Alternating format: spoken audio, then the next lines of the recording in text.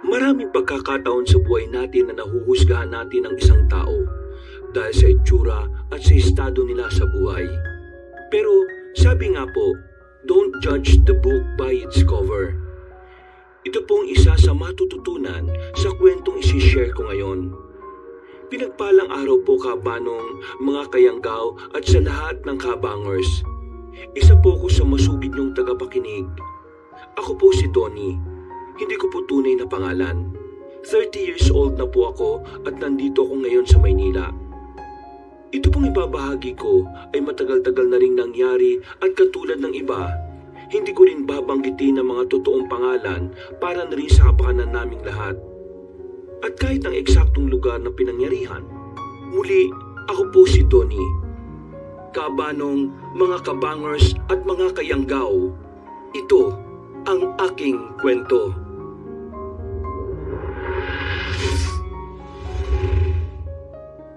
Bago nga pala magsimula ang ating kwento, sana'y mapindot nyo muna ang subscribe button at ang notification bell para lagi kayong nanonotify pag may bago tayong mga kwento.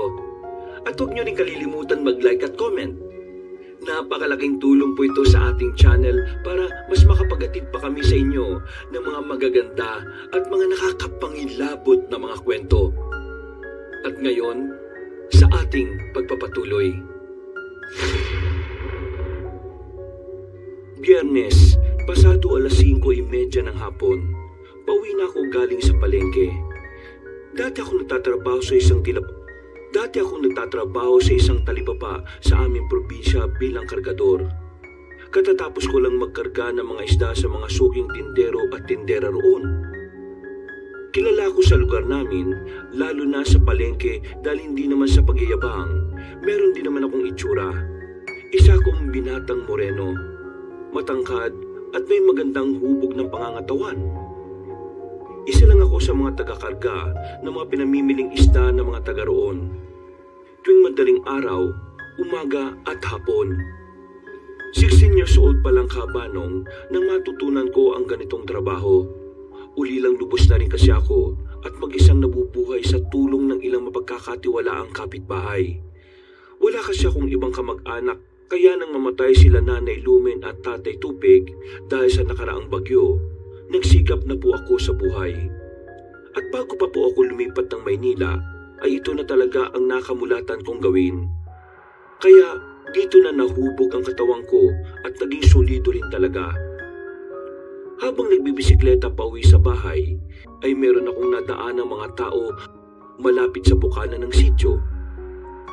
Naroon kasi ang pinakamalaking tindahan na tambayan hindi lang ng mga manginginom, kundi pati na rin ng mga tsismosa. Katulad ni Inang Yupresya na masasabi kong numero 1 tsismosa sa amin. Mukhang may nasagap na namang balita si Inang ah. Nakatambay na naman sila sa tindahan ng mga kaututang dila niya. Automatic na kasi kabanong kapag nakikita namin sa tindahan si Inang Yupresya, pati ang mga kapwa niya tsismosa, sigurado nang meron silang topic. Mali po pala, mga topics. Kung minsan nga ay nauubos nila ang oras at parang nalilibot na ang mundo sa pakikipagtsismisan lang. Naging isa sa mga bansag kay Inang Yupresya ay ang reporter ng sityo. At sa tuwing tinatawag siyang ganon, sa halip na mainisay, ikinatutuwa pa niya talaga. Proud na proud pa siyang bansagan na numero 1 tsismosa sa lugar namin. Pero sa totoo lang, kung minsan ay may tulong din talaga ang mga balita niya. Dahil hindi na namin kailangan pang bumili ng dyaryo o makinig sa radyo o manood ng balita sa TV. Madalas ay nauunahan na niya ang mga ito. Aring Tony! Uy, pre, nakauwi ka na pala? Oo, kani-kanina lang din. Pero next week na ako babalik dun sa palengke. Magpapahinga muna ako ngayong weekend. Napagod ako rin sa pinuntahan naming lamay eh. Sige lang pre, no problem. Pauwi na rin naman ako eh. O no, angkas ka na? Hindi na, gagi. Maglalakad na lang ako. Baka masira pa yung bike mo. Pareho pa naman tayong solido. Oo nga. Di sasabay na lang kita sa paglalakad mo. Ikaw ang bahala. Habang umuusad, ay napatingin kami pareho sa tindahan, kung saan ay nakita namin ulit si Inang Eupresia. Patuloy pa rin sila sa pagchichismisan ng mga kaibigan niya. Nako pre, nandun na naman sa tindahan si Inang pati yung mga kaututang dila niya. Ano kayang chismis niya ngayon? Nauhulaan na naman ang taong bayan kung totoo ba yung nangyaring yun o hindi. Abangan na lang natin pre. Baka magkakalat na naman yan ng mga maling impormasyon katulad ng nakaraan. Yung sinabi niyang 3 magkakapatid na dinukot daw ng aswang, tapos kamukat-mukat natin mga naglayas lang pala kasi na-share mo na ng tatay. Oo putik, naalala ko nga yun. Tawang-tawa nga ako ron yung ano pre, naalala mo? Yung pinagkalat niyang si Manang Sharon, manananggal? Lap trip yun pre. Tawang-tawa talaga ako ron First time ko makakita ng 2 matandang babae na nagsasabunutan. Sayang nga lang mga pumigil kundi sabong talaga yun. Oo nga pre, hindi ko makakalimutan. Ay nako, pasaway din kasi minsan yang si Inang Kaya galit na galit pa rin hanggang ngayon sa kanya si Manang Sharon. Kahit sino naman siguro magagalit. Pagsigawan mo ba namang manananggal yung tao? Mukha pa naman talagang manananggal si Manang Sharon dahil sa itsura niya. Kaya yun, nagpakulay itim tuloy ulit ng buhok. Ayaw nang mapagkamalang aswang.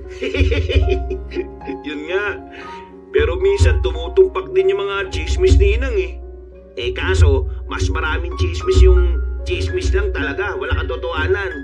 Kung tutusin, okay naman sana Kaya lang, yun nga, dahil sa mga karamihan ng balita niyang misleading, nawawalan tuloy ng kredibilidad yung iba niyang sinasabi kahit na totoo. Kumbaga, yung natatanda lang ng mga taga rito sa atin, yung mga chismis niya Yun nga, pero hayaan na natin siya. Ganyan talaga siguro yung libangan ng mga matatanda O tingnan mo ngayon pre, mukhang seryoso yung usapan na naman nila Kanina ko pa yan sila nakikita dyan Parang mga hindi nga nagkukurapan Awit sa mga kachismosa natin. Hindi pa man natatapos ng kaibigan ko ang pagsasalita. Pero tinawag na kami ni Inang Eupresia matapos makitang tila nakatingin sa kanila. Napakamot na lang kami ni Ralph ng ulo na lumapit sa mga nagchichismisan. Kahit ganun po kasi kabanong, hindi na rin iba sa amin si Inang. Kahit mahilig siya sa chismis, ay napakabait naman niya lalo na sa akin. Sa katunayan ay isa siya sa tumulong sa akin nung mamatay sila nanay at tatay. At hanggang ngayon ay nakagabay pa rin siya at tumutulong kung kinakailangan. Paglapit namin ay ibinalita nga kagad nila ang tungkol sa nangyayaring pag-atake nga raw ng manananggal sa kabilang barangay. At hindi nga namin alam ni Ralph kung paniniwalaan sila dahil ang sabi, lalaki raw ang manananggal. Ang totoo niyan kabanong, ay narinig ko na rin sa palengke ang kwentong yon. Pero sinasabi rin doon na hindi rin naman talaga napatunayan kung lalaki ba talaga ang manananggal. Katulad ko, kung sakaling totoo man, hindi ako maniniwala dahil wala pa namang manananggal na lalaki. Ang pagkakaalam ko lang din talaga ay babae ang mga manananggal. Pero syempre, hindi na kami sumabat ni Ralph. Nakinig na lang kami ng nakinig sa kanila. Hanggang sa mapunta ang usapan nila sa kulam at kung ano-anong chismisan. Tinampi ko na ang kaibigan ko para hudyat na kailangan na naming umalis dahil baka mapagkamalan na rin kami ng mga tao na isa sa mga chismoso. Salamat na lang po Inang sa balita at paalala. Maiwan na po namin kayo Baka kasi umulan Baka hindi ko na rin kasi maabutan yung mga sinampay ko. At kayo rin po, baka maabutan pa kayo ng ulan. O nga po, magsiuwian na rin po muna kayo at paggabi na. Tinawanan lang kami ni Inang at ng mga kasamahan niya at iniwan na namin sila. Nang makalayo na kami, tinapik naman ako ni Ralph sa balikat. Ang gara ng usapan talaga ng mga yun, Biruin mo, lalaking manananggal. Anong tawag dun kapag lalaki? Di manananggol. Ewan ko nga rin sa mga yun, pre. Kung ano-ano mga kachismisan lang talaga, Nasasagap ni Inang. Oo nga, Natigilan na kami pareho nang makita ang dalawang may edad na tila mag-asawa mula sa hindi kalayuan. Nagtutulak sila ng kariton na hindi namin alam kung ano ang laman. Dahil dito ay saglit kong ibinaba ang bike at sabay kaming lumapit ni Ralph para sila ay tulungan. Doon din namin nakita ang laman ng kanilang kariton, mais. Tulungan na po namin kayo. Kami na pong bahala rito, Manong at Manang. Salamat sa inyo mga iho. Ako, walang anuman po. Bakit po kayo nagtutulak ng ganito kabibigat na bagay? Wala naman kaming mapagpipilian itong asawa kong si Panggeya. Kami na lang kasi ang magkasama sa buhay Ganun po ba? Naku, pasensya na po Wala yon. Ako nga pala si Ilinan. Salamat ulit sa inyo ha. Kababait yung mga binatilyo Ako naman po si Donnie. Tapos itong kaibigan ko si Ralph. Magandang hapon po. Magagabi na po pala. Yan po. Okay na po. Naitulak na namin. Saan po ba kayo pupunta? Mga bago lang po ba kayo rito? Pasensya na po pero ngayon ko lang kayo nakita dito Oo nga po. Mga taga saan po ba kayo? Doon kami sa kabilang baryo pa. Malapit doon sa barangay na may napapabalitang may gumagalang manananggal nung nakaraan. Ganun po ba? Naglalako kasi kami ng mais. Naabutan na kami ng ganitong oras dahil sa mabibigat at wala pang benta. Naku, may tanong po ako.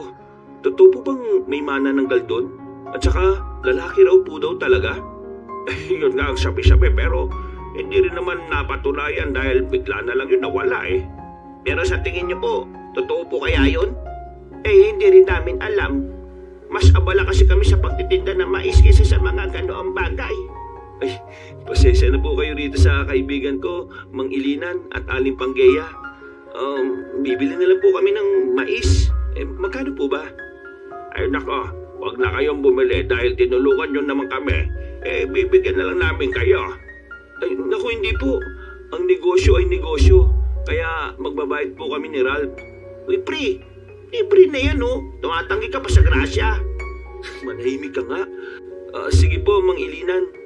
Pagbentahan niyo na po kami. Sigurado kayo Opo. O siya sige. Pero dadagdagan na lang namin. Kayo pong bahala. Nang maabutan na kami ng mga pinamiling mais, ay nagpaalam na nga ang mag-asawa.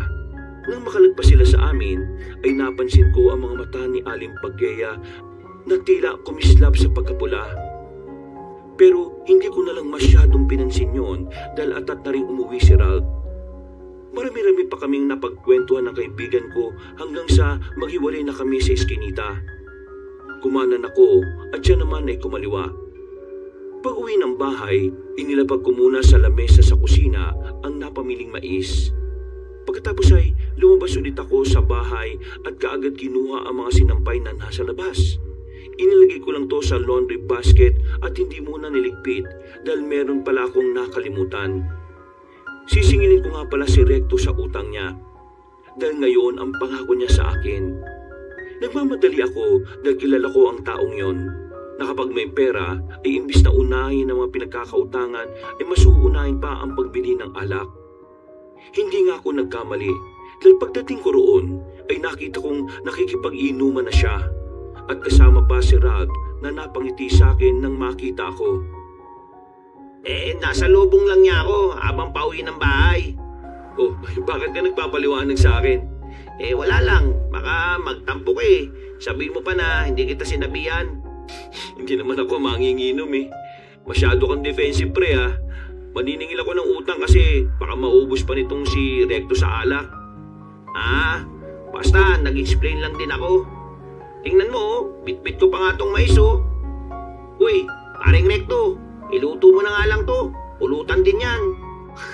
Ang forma mo, pulutan nyo mais? Wala Ang lakas mag-aya nitong ungas na to. Tapos wala naman palang pampulutan. Bahala kayo mag-inom dyan. Oy, basta Recto bayaran mo muna ako. Pagbayad sa akin ng utang ay sumaglit lang din ako at nakitagay kahit kaunti. Pero nang narinig ko na ang pagkulog at pagkidlat at biglang bumuhos ang ulan, kaya hindi na rin ako nakaalis kaagad. Napasama na tuloy ako sa inuman talaga.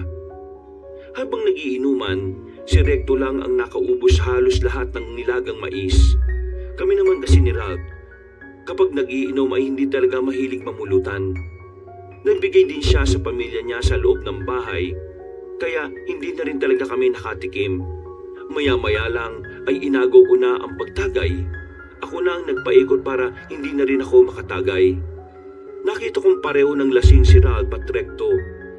Dahil panay na ang mga kantsawan at asaran nilang dalawa. At dahil nga hindi naman ako nagpapakasagad, hindi ko na masyadong masabayan ang kakulitan nila dahil sa tama ng alak. Napag-usapan rin namin ang mga pinagkukukwento ni Inang Eupresia patungkol sa lalaking manananggal sa kabilang barangay. Pero nauwi lang kami sa tawanan dahil nga para talagang nakakaloko ang ganon. Natigil lang kami nang makadinig ng nakakatakot na huni ng kung anong malaking ibon mula sa hindi kalayuan. Pagkatapos ay sinundan yon ng may kalakasang hangin. Dahil sa bakuran lang kami nagiinom at walang bubungan, sabay-sabay kaming napatingala sa madilim na kalangitan. At kitang-kita ko ang dalawang malaking tila ibon na lumipad palayo. Kinabahan ako, Kabanong, dahil parang hindi ordinaryong ibon ang nakita ko. Nang tanungin ko si Ralph at Recto, panay kalokohan na lang ang sagot nila dahil sa tama ng alak. Hindi ko na lang tuloy masyadong pinansin ang tungkol doon hanggang sa matapos na ang aming inuman. Pasado 9:30 ng gabi ay nagpasya na kaming umuwi. Inatid at inalalayan ko pa si Ralph dahil susuray-suray na talaga siya sa paglalakad at ilang beses pang sumusuka. Pare, salamat sa pag-atid ha. Kita-kits na lang tayo next week sa palengke. Oo pre, bilisan mo na't pumasok ka na. Nang makita ko siyang pumasok na sa loob ng bahay nila, ay nagtuloy-tuloy na ako hanggang sa mapadaan sa madilim na eskinita. Hindi ko rin alam, Kabanong, na mga oras na yun ay tila bigla na lang akong nangilabot. Pakiramdam ko kasi ay may mga matang nakatingin sa akin. Nagpagala-gala pa nga ako ng tingin hanggang sa hindi ko na talaga kinaya. Bumalik ako at umiba ng daan. Para kasing pakiramdam ko ay may biglang susunggab sa akin sa madilim na eskinita na yon. Umikot ako sa mas maliwanag na kalye pero malayo-layo pa uwi sa amin. Pinagtiyagaan ko na kesa mapahamak pa ako. Hanggang sa mapadaan ako sa bahay nila Kuya Ingo na pinaglalamayan ngayon. Ito yung konsyal sa amin na namatay na hindi alam ang dahilan. Marami rin silang haka-haka sa Ginoo. Katulad ng nakulam, kinuha ng engkanto at kung ano-ano pa. Last lami na ngayon pero halos walang tao. 3 lang ang naroon. Ang anak niya at ang driver pati ang apo nito. Hindi kasi maganda ang ugali niya. Mayabang at maraming kagalit kaya nga nung mamatay ay mas marami pa ang natuwa. Nagdire-diretso lang ako hanggang sa meron akong maaninag na anino mula sa gilid ng bakuran nila. Parang dahan-dahan yung lumapit sa kabaong kaya siningkitan ko ang mga mata ko upang mas makilala kung sino yon. Pero nanlaki bigla ang mga mata ko pagkakita ko sa nasabing anino. Hindi kasi yung tao, Kabanong, kundi parang isang malaking taong ibon. Sa sobrang pagkabigla ko ay napasigaw ako dahilan para mapalingon sa akin ng 3 kataong naroon. Galit pa nga na lumapit ang anak ni Konsing ko na si Bebang. Pasensya na po, pero hindi ko intensyong mambulahaw. Napasigaw lang ako kasi may nakita kong papalapit sa kabaong ng tatay mo eh. Pero sa halip na paniwalaan ako ni Bebang, ay pinandilatan pa niya ako ng mga mata.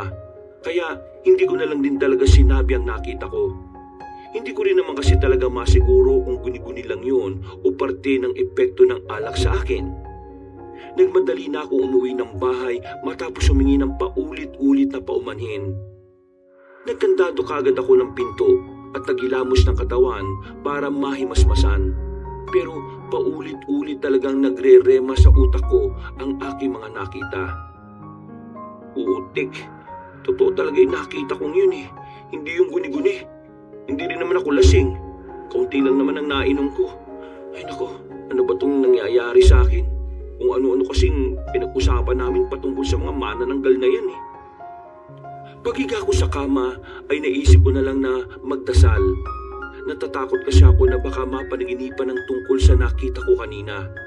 Nakatulog din naman ako kagad pero nagising lang pasado 3:00 ng madaling araw. Nakarinig kasi ako ng nabasag sa labas ng kwarto sa bandang kusina. Dali-dali ako nagpunta roon at pagbukas ko ng ilaw ay nakita ko ngang nabasag ang bintana malapit sa kitchen table. Pagtingin ko sa mga bubog ay saka ko lang din napansin ang mga mais na binigay sa akin ng mag-asawa. Nagkalat yung sa sahig kaya isa-isa kong dinampot. Hanggang sa mapatingin ako sa ilalim ng lamesa. Meron kasi akong narinig na mahinang ingay mula roon. Pagaralgal na boses na parang kumakain. Dahan-dahan akong sumilip at meron na akong nakitang anino. Pagkalaon ay pares na mga namumulang mga mata. Hindi ko alam kung anong klaseng hayop yun kabanong na lumalantak sa isang mais. Napatras ako sa takot lalo na makita ang mga kuko niya. Nang magtapat ang aming mga mata ay tila nagulat din ang nasabing nilalang. Tumayo yun dahilan naman para matumba ang mesa at pagkuha ay dali-dali ulit lumabas mula sa bintanang siya rin pala ang bumasag. Hindi na ako nakakilos sa pagkabigla. Pinagmasdan ko na lang ang nasabing nilalang na pagkalabas ay tila mas lumaki ang anyo. Katulad dito nung nakita ko sa lamay na may malalaking pakpak at lumipad pa palayo. Ano yun? Diyos ko po! Napa-sign of the cross na lang ako na dali-daling bumalik sa aking kwarto. Hindi ko alam kung ano ang gagawin ko ng mga oras na yon kabanong. Dasal ako ng dasal hanggang sa hindi ko na malayang nakatulog na pala ako. Nagising na lang ako dahil sa kalabog at pagtingin ko sa kama, nahulog pala ang mais at gumulong matapos kong masipa. Pero ang mas nakakabigla dahilan para ako ay mapalundag, inuuod na kasi ang mga mais at parang nabublok na.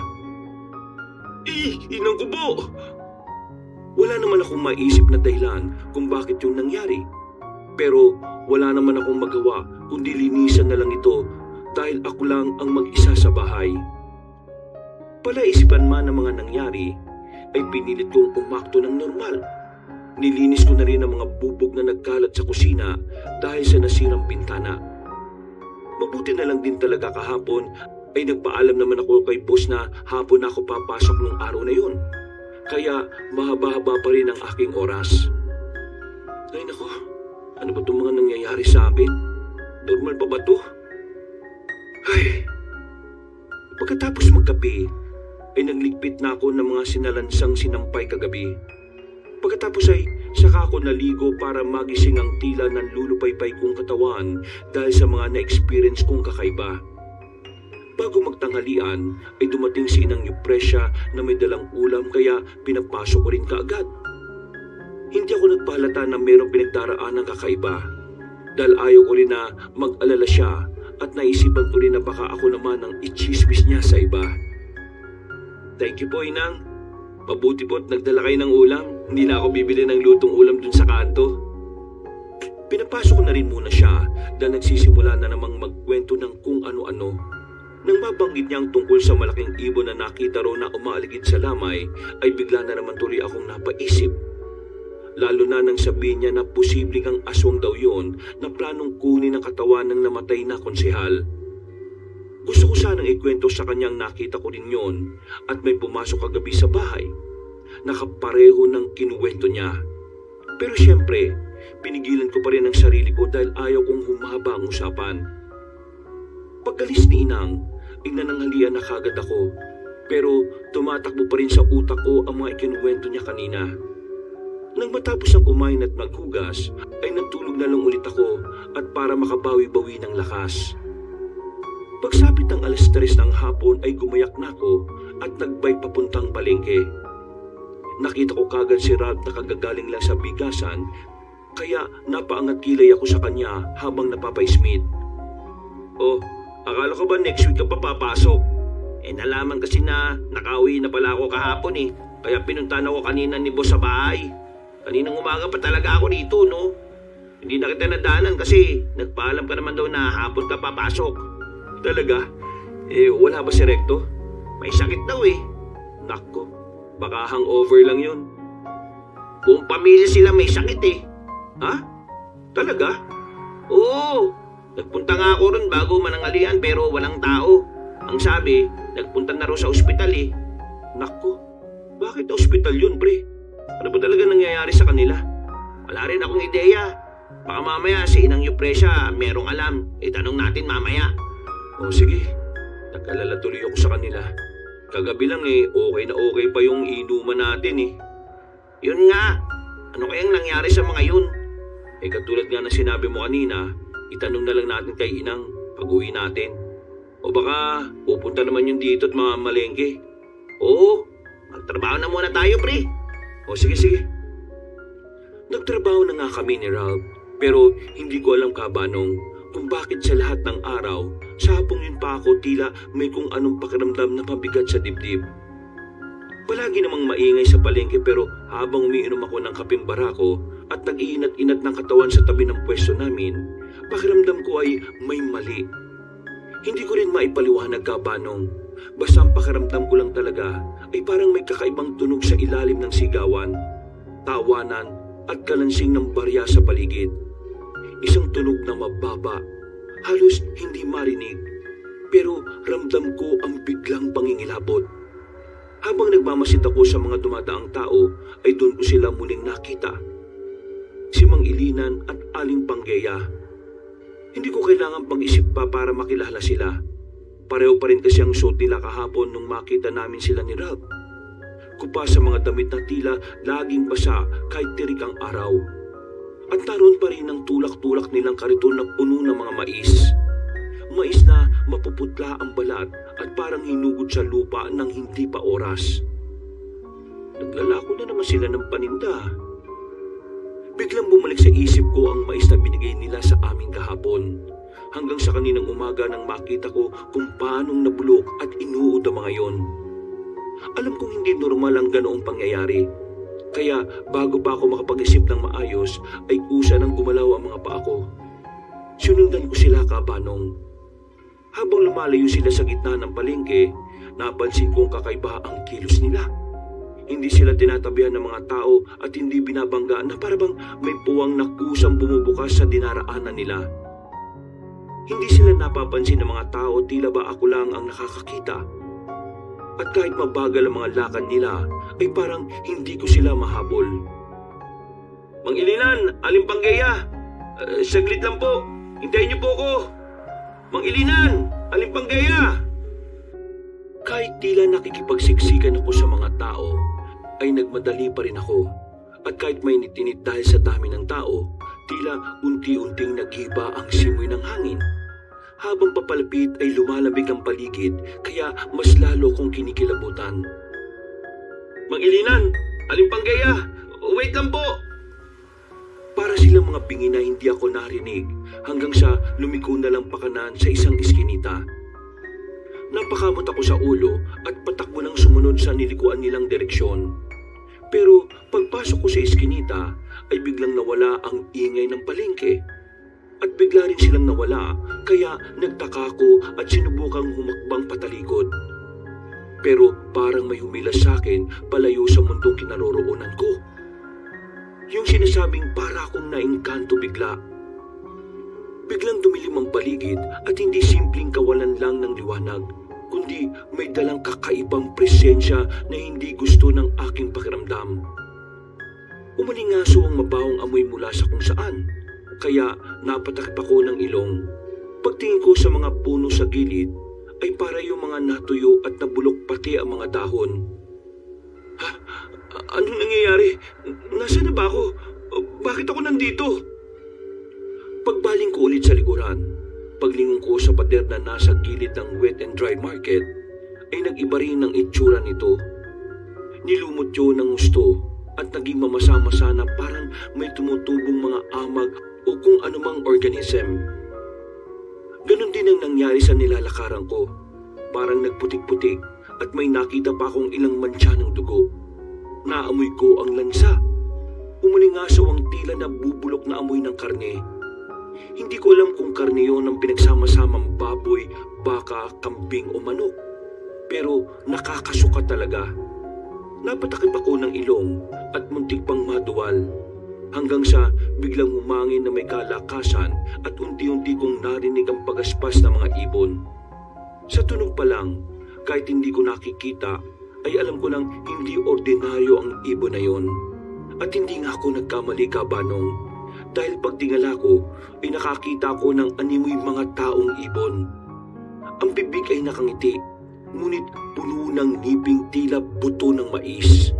Ang katawan ay balot ng balahibo, at ang mga pakpak ay tila hinabing dahon at balat ng hayop.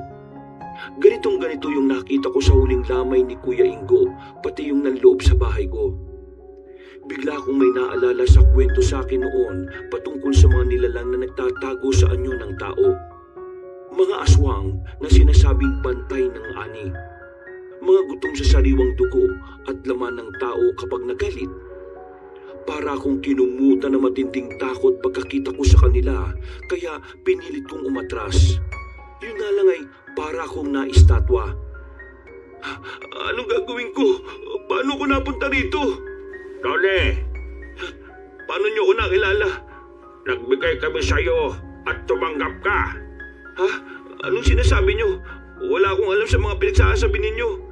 Meron kang mabuti at inosenteng puso. At yan ang kailangan namin na maging kaisa sa amin. Ikaw ang napili naming mag-asawa na magmana ng pagiging layog. Malakas na nagkampay ng pakpak ang isa pang taong ibon. Dahilan para mapatakip ako ng muka gamit ang kamay. Pero biglang sumikip ang lalamunan ko nang hindi ko alam ang dahilan. Mas lalo tuloy akong natakot kaya pinilit kong umalis sa kinatatayuan. Pero mga taong ibon ay pumainlan lang na pababa na para akong dadagitin. At bago pa nila ako maabot, ay meron nang tumapik sa balikat ko. Kaya ako bigla napalundag sa gulat. Ito rin ang dahilan kaya bigla akong nakagalaw sa kanina ay para akong naistatwa. Uy, pare, Tony, ayos ka lang?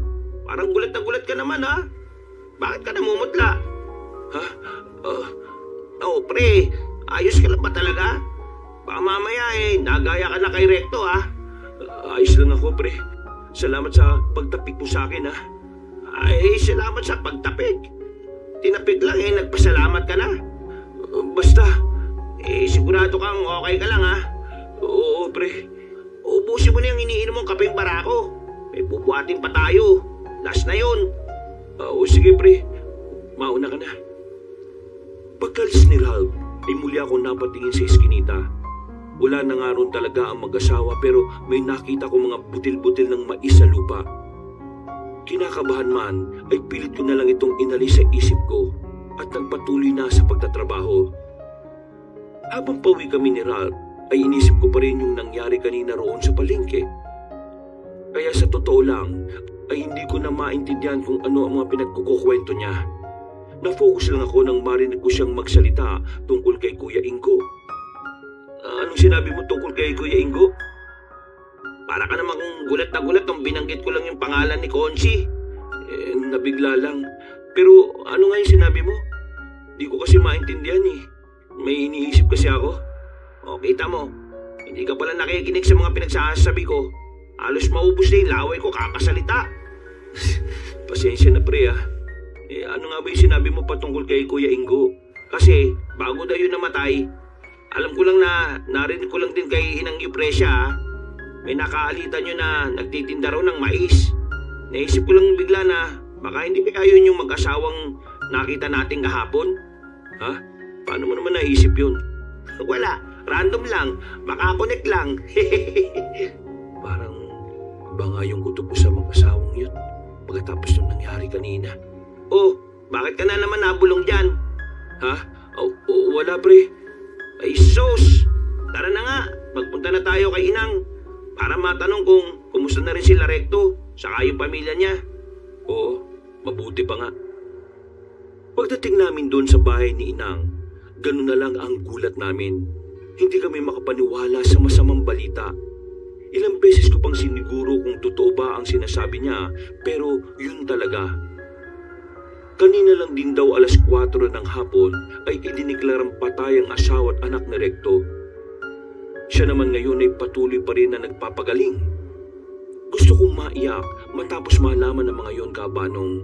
At katulad ng sinabi ng doktor na sumuri sa mag-ina ni Recto, suffocation lang daw ang ikinamatay at wala pa rin makitang dahilan kung bakit yun nangyari. Pag-uwi tuloy ng bahay, hindi mapakali ang puso ko. Hindi ko rin maipaliwanag pero sa loob-loob ko ay may nagsasabi na merong kakaibang nangyari sa kanila. At katulad ko, palaisipan din sa mga taga-barangay ang kinahinatnan ng mag-ina ni Recto. Marami talaga ang nagulat dahil inakala ng lahat na simpleng karamdaman lang ang nangyari. Patagal akong nag-isip-isip. Pinasakit ko lang talaga ang aking ulo hanggang sa... Hindi kaya nalason sila. Ano ba yung kinain nila nung time na yun? Hindi naman sa alak. Kasi hindi naman nag-inom yung mag-ina niya. Eh teka, yung mais. Posible kaya yung mais na pulutan namin? Biglang kumabog ang dibdib ko, Kabanong. Mabilis kaya akong napahawak dito habang patuloy na iniisip at pinagtatagni-tagni ang mga pangyayari. Hanggang sa maalala ko ang gabing pinasok ako ng kung anong nilalang, pati yung maabutan kong nabubulok at inuuod na mais na bigay sa akin ng mag-asawang si Mang Ilinan at Aling Panggaya. Posible nga kayang yun ang dahilan? Sino ba kasi yung mag-asawang yun? Sa kakaisip ko ay nakatulog na lang ako. Kinabukasan ay mas umugong pa nga ang balita patungkol sa mga nangyari sa pamilya ni Recto. At makalipas ang ilang araw, nang makalabas siya sa ospital, hindi rin niya matanggap ang mga nangyari. Iyak lang ng iyak ang kaibigan namin, Kabanong, at wala naman kaming magawa ni Ralph kundi hayaan lang siyang magluksa. Bilang tulong sa aming kaibigan, gabi-gabi kaming nagpupunta sa lamay. Hindi rin kasi nagpapakita sa tao si Recto. Palagi lang siyang nasa kwarto niya. Ang nag-aasikaso tuloy ng lahat ay ang tiyahin niyang si Aling Judine at hinahatiran lang siya ng pagkain sa labas ng kwarto. Nag-aalala man kami ay wala naman kaming magawa. Kung kami ay nasasaktan sa mga nangyari sa kanya, paano pa kaya siya bilang isang ama? Sa mga nagdaang araw, mas dumalas din ang kakaiba kong experiences na kababalaghan. Lalo na kapag uuwi ako ng bahay galing sa lamay. Sa tuwing maghihiwalay kami ng landas ni Ralph, para bang palaging merong nakamasid sa akin at sumusunod. Pero dinadaan ko lang lahat sa dasal, hanggang sa makakampante na ang aking kalooban. Nang malibing na ang mag-ina ni Recto, ay mas lalo pang tumindi ang mga pangyayari. Hindi na rin kasi siya nagpakita at ang palaging sinasabi ni Aling Judine, mas dumalang din siya sa pagkain kaya nag-alala kami. Biyernes ng gabi, 3 araw matapos mamatay ang mag-ina ni Recto, dinalaw namin siya ni Ralph. Pagdating namin doon, ay naabutan namin si Aling Judine na inaayos ang ilang mga pagkain sa tapat ng kwarto niya. Marami-rami na yon na halatang hindi nagagalaw. Tia Judine, kami na po dyan. Sige po, magpahinga na po muna kayo. Magpahinga na po muna kayo. Kami na pong kakausap. Baka sakaling makinig sa amin. Pagkalis ng ginang dala ang mga pagkain ay pumesto kami sa tapat ng kwarto at umupo roon. Humawak ako sa nakasarang pinto at nakiramdam kung anong meron sa loob. Ganun din ang ginawa ni Ralph. Matagal kaming natahimik lang. Tol, lumabas ka na dyan at kumain. Hindi magugustuhan ng asawa mong si Kia at anak mong si Popo kapag ganyan ka. Huwag ka magpapalamon sa lungkot, Tol. Nandito lang kami ha, dadamayan ka namin. Lumabas ka na dyan at kumain, Tol. Kung kailangan mo ng kausap, nandito lang kami. Hindi ka namin iiwan. Isang malakas na kalabog ang narinig namin mula sa loob ng bahay. Tunog na parang natumbang upuan o kung ano. Dahil dito ay nag-alala kaming nagkatinginan ni Ralph. Gumana na rin kaagad ang isip namin, kaya sabay naming tinulak ang pinto. Buong lakas yun hanggang sa mabuwal namin to. Dahil din sa ingay ay sumunod sa amin si Aling Judine na punong-puno rin ng pag-aalala. At sabay-sabay na tumambad sa aming tatlo ang hindi kaayang-ayang ginawa ni Recto sa sarili niya. Hindi ko na po ididetalye ang ginawa niya, Kaabanong. Para na rin makaiwas sa tagapakinig na merong pinagdaraanan ngayon sa buhay. Pero gusto ko lang sabihin na hindi solusyon ang pagkuha sa sariling buhay para takasan ng kalungkutan. Dinala namin siya kagad sa ospital at sinabi ng doktor sa amin na kung hindi siya naagapan ay siguradong wala na siya. Nanginginig ang kamay ko habang nakatingin sa walang malay na si Recto. Ito rin kasi ang unang pagkakataon ko na makakita ng ganon. Kaya tinapik-tapik na lang din ako ni Ralph hanggang sa mapanatag ako kahit na papaano. Mga bandang 9:30 ng gabi, nagpaalam na kami kay Aling Judin. Pag-uwi ko ng bahay, sa tuwing ipipikit ko ang aking mga mata, ay nakikita ko ang ginawa ni Recto. Kaya hindi tuloy ako makatulog. Ay nako, ano ba naman to? Bakit mo ba kasi ginawa yun sa sarili mo, Tol? Alam ko na mahirap ang pinagdaraanan mo pero hindi ang pagpapatiwakalang sagot. Sana maging okay ka na at panalangin kong wag nang maulit yun. Nauwi na lang ako sa pagdarasal hanggang sa tuluyang makatulog. Kinabukasan at sa mga sumunod pang araw ay naging okay naman ang pagtatrabaho namin ni Ralph. Hindi pa kami ulit nakadalo kay Recto sa ospital dahil medyo abala. At nakita ko naman ang mag-asawang nagtitinda ng mais. Ganun na naman ang nangyari, Kabanong. Bigla na lang nag-iba ang paligid at nangamoy na nabubulok at inuuod. Pagkatapos ay muling nagpakita ang nakakatakot na nilalang. Salamat na lang ulit kay Ralph dahil tila siya na naman ang nagsagip sa akin ng bangungot na yun. Uy, pre, okay ka lang ba? Parang itong mga nakalipas na araw, parang madalas kitang makitang lutang ah. May problema ka ba? Ha? Kung may problema ka, huwag kang mahihiyang magsabi sa akin, pre ha. Ayaw ko lang may matulad kay Recto. Alam mo naman. Oo, naintindihan ko, pre. Kaya magsabi ka lang sa akin ha. Oo nga, pre. Magsasabi ako sa iyo, pangako. Mabilis na lumipas ang oras. Pasado 7:30 ng gabi. Nang pauwi na kami, ay naabutan na naman namin sina Inang sa tindahan kasama ang mga katsismisan niya. Pagkakita niya sa amin, ay dali-dali niya kaming pinalapit. Mahalata sa mukha niya matinding pag-aalala, kaya kahit kami ay tila kinabahan din. At yun na nga, Kabanong, dahil ibinalita sa amin ni Inang Yupresya na kaninang hapon ay tumakas nga raw sa ospital si Recto. Kasalukuyan siyang pinaghahanap hanggang ngayon. Inabisuan na rin kami na kung sakaling makita namin ay hikayatin naming umuwi kahit na anong mangyari. Nagpaalam na kagad kami ni Ralph dahil binalak pa namin siyang hanapin sa lugar na madalas naming tambayan at puntahan noon. Naisip din namin na magpunta sa sementeryo kung saan nakalibing ang mag-ina niya pero bigo kaming makita siya. Saan kayo nagpunta yung taong yun, no? Ano ba itong nangyayari? Ano ba itong mga ginagawa ni Recto? Kaya nga pre, nakakapag-alala kahit nakakainis na rin. Sana lang talaga wala siyang gawing masama na naman sa sarili niya. Yan nga rin ang di natin masisigurado. Tara na, umuwi na muna tayo. Madilim na rito sobra sa sementeryo. Paglabas namin mismo sa sementeryo, ay nagulat kami dahil bumungad naman sa amin ang mag-asawang nagtitinda ng mais.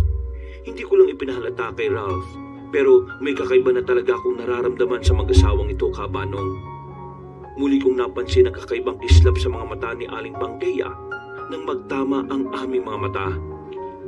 Kayo po pala, Mang Ilinan at Aling Panggeya. Magandang gabi po. Magandang gabi rin sa mga nagugwapuang pinatilyo. Gabi na, bakit nandito kayo sa sementeryo? May kaibigan lang po kami pinuntahan. Wala naman po pala rito. Kayo po, gabi na. Saan naman po kayo galing? At bakit dito naman kayo napadpad sa sementeryo banda? Wala naman pong mga kabahayan dito ah. May mas malapit kasi na daan sa banda roon para mas madali kami makauwi sa amin. May shortcut? Parang wala po akong alam na shortcut dyan ah. Parang pader at ilog na po. Meron. Akala nyo lang wala pero meron talaga. Ay, ganun po. Kailangan nyo po ba ng tulong namin? Sasamahan na po namin kayo makatawid. Ha? Bakit ako hinawakan sa braso, Donnie, pare? Ha? Ano hinahawakan? Natapik lang kita. Hindi yung sinasadya, pre. Kala ko kung ano na eh. Ano, samahan na natin sila? Eh hindi na mga nagwagwapuan at mababait na binata. Kayang-kaya na namin to. Hindi naman malubak ang daan doon. Pero madilim na po eh. May ilaw naman kaming dala. Yan no, hawak lang asawa ko. At saka kahit matatanda na kami, malilinaw pa rin ang aming mga mata. Kayang-kaya ko pang makakita kahit na lang kami. Wala biruring pala kayo, Aling Panggeya. O sige po, mag-iingat po kayo ha. Kayo rin. O siya, bago tayo mag-iwahiwalay kunin nyo itong mga mais. Tig-isang balot ulit kayo dahil mukhang hindi nyo nakain yung mga nauna namin binigay sa inyo eh. Uy, salamat po. Eh teka, paano nyo po nalaman na hindi ko nakain yung sa akin? Ay, oo nga pala. Naalala ko, nabigay ko yung kinarekto nung nakaraan pa eh. Salamat po ulit rito ha. Tumango lang ako sa dalawang matanda at habang nagpapatuloy pa sila sa pag-uusap, ako naman ay napapaisip na ng malalim. Doon ko lang din kasi napagtanto na simula nung kainin ni Recto at ng pamilya niya ang mais na nilaga namin noon ay napahamak na sila. Kami nga lang ni Ralph ang hindi nakakain ng gabing yun. Nangilabot ako at parang nanlaki ang ulo ko matapos yun ma-realize ka, Banong. Pero hindi pa rin naman ako sigurado kaya hindi rin ako basta-basta nag-aakusa. Muli akong napatingin kay Mang Ilinan at Aling Panggeya hanggang sa bigla na lang sumagi sa isip ko yung nakakatakot na nilalang na palaging tila dumadalaw sa akin. Parang nakita kong kahawig nila ang mga aswang na layog na yon o mga taong ibon. Bumilis ang tibok ng dibdib ko, lalo na nang makita ko si Aling Panggeya na ngumiti ng pasimple sa akin. Ngiting alam kong may pakahulugan at hindi basta-basta. Kaya nang tumalikod na sila at nagpaalam sa amin, ay dali-dali rin akong naglakad palayo. Napansin yun ni Ralph dahil nauna na ako sa kanya. Hinabol niya ako hanggang sa magbantay ulit kami ng paglalakad. Uy pre, ano yun? Bakit parang madaling-madali ka at iwas na iwas ka sa mga mag-asawang yun? Wala akong pakialam sa kanila, pre. Uy, baka magsalita ng ganyan sa mga nakatatanda ha. Ano ba nangyayari sa'yo? Binigyan na nga tayo ng mais eh. Akin na yan, tatapon ko na. Uy, di ka, uy! Bakit ba tinapon yung pre? Ayos ka lang? Pare, simula ngayon, kahit nung ibigay sa atin ng mag-asawang yon, wag na wag mong kakainin mga yun ha. O bakit? Hindi ko pa maipaliwanag sa'yo ng maayos kasi hindi pa rin naman ako sigurado eh. Pero sasabihin ko rin sa'yo, promise. Okay, pero sayang yung mais eh. Hindi ko na naman natin... Huwag mo nga ako sumaan ng tingin. Oo na, hindi ko na nga kakainin yun. Weirdo mo talaga ngayon no? Pati itong mga nakalipas na araw. Ano ba, sigurado ko bang ayos ka lang? Ayos na ayos pa naman. Tara na, bilisan na natin. Baka may kung ano pa tayo makita rito. Pagdating namin sa kalsada ay naghiwalay na kami ng landas. Umikot na naman ako ng daan dahil ayaw kong tahakin ang madilim na iskinita. Pagkatapos kasi naming makainkwentro ang mag-asawang nagtitinda ng mais, ay tila naramdaman ko na naman yung mga matang parang nakasunod sa akin. Nagmadali na ako ng paglalakad hanggang sa tahakin ko na ang kahabaan ng kalsada. Maliwanag naman dahil sa mga poste ng ilaw pero mapuno ang kabilang gilid at ako lang ang tao. Kaya nakakatakot pa rin. Saglit akong huminto at tiningnan ang kahabaan noon saka ako tumakbo ng mabilis. Hanggang sa biglang umihip ang malamig na simoy ng hangin. Nang tumampito sa balat ko kabanong, ramdam na ramdam ko ang kakaibang lamig na bumabalot sa paligid. Alam kong hindi yun ordinaryo kaya mas binilisan ko pa ang pagtakbo. At maya-maya pa nga ay nakarinig na ako ng tila pagaspas ng kung anong malaking ibon mula sa hindi kalayuan. Mas lumakas ang hangin at pagtingin ko nga sa likuran, napatingala ako. Kitang-kita ko na may anino nga ng malaking ibon mula sa hindi kalayuan. Nataranta ko at mas binilisan ko pa ang pagtakbo kahit alam kong todo na ang ginagawa ko. At dahil sa pagmamadali, hindi ko rin namalaya na may pasalubong sa akin na patrol. Mabuti na lang ay nakahinto yun kaagad kaya hindi ako nabundol. Halos lumuha naman ang puso ko sa pagkabigla at takot.